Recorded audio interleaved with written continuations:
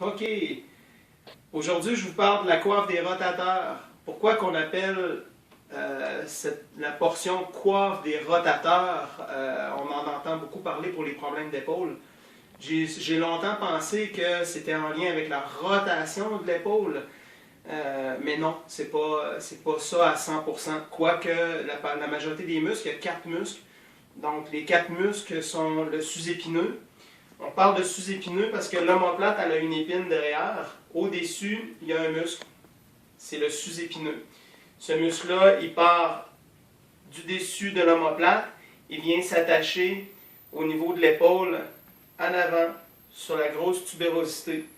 Si on voit la grosse tubérosité, ben, c'est la raison, l'endroit principal où est-ce que ces quatre muscles rotateurs-là viennent s'insérer sur la grosse tubérosité, un aux côtés de l'autre. Sous-épineux, on a le sous-épineux qui est toujours en lien avec l'omoplate, on a l'épine. Sous l'épine, on a un gros muscle qui couvre toute la partie de l'omoplate arrière, vient s'insérer au même endroit, coiffe des rotateurs, grosse tubérosité de l'os de l'humérus. On a le petit rond qui est un muscle qui permet de rapprocher le bras près du corps et de tourner aussi.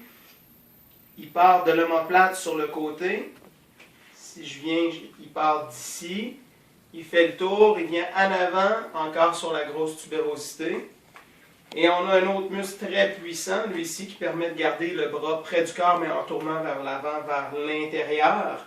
On a le subscapulaire, qui est encore en lien avec l'omoplate, la partie à l'intérieur, en avant, qu'on ne peut pas toucher, sauf si on vient chercher en dessous du bras, on peut aller le palper, puis le masser. On parle du quatrième muscle, qui est le subscapulaire, qui s'attache aussi au niveau de la tubérosité, de l'os, du bras, de l'humérus.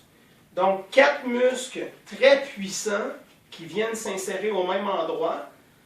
À force de le solliciter, les joueurs de baseball, ceux qui lancent, ils sollicitent cette coiffe de muscles-là pour pouvoir faire le mouvement, parce que c'est vraiment un mouvement d'élévation avec le sous-épineux. On élève le bras et on fait une rotation du bras pour faire le lancer.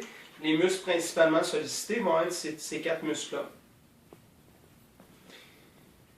Je vais parler dans une autre vidéo de l'impact de d'autres muscles qu'on néglige et qu'on oublie, parce que la coiffe des rotateurs, c'est une chose, mais tous les autres muscles qu'on a oubliés, qu'on ne connaît pas, qui sont en lien avec les problèmes d'épaule, si on a la chance de regarder cette vidéo-là, ça va vous permettre de faire des liens puis de faire des choses, des étirements variés qui vont aider à traiter les problèmes d'épaule, parce que c'est lié aussi à des problèmes de posture.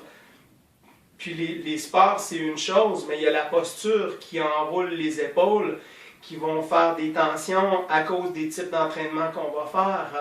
Les culturistes en sont victimes beaucoup, puis tant et aussi longtemps qu'ils n'ont pas de problématique, ils ne le savent pas. On a aussi des liens vertébrales avec les épaules. On a des liens cervicales qui sont en lien avec épaules, coudes, mains.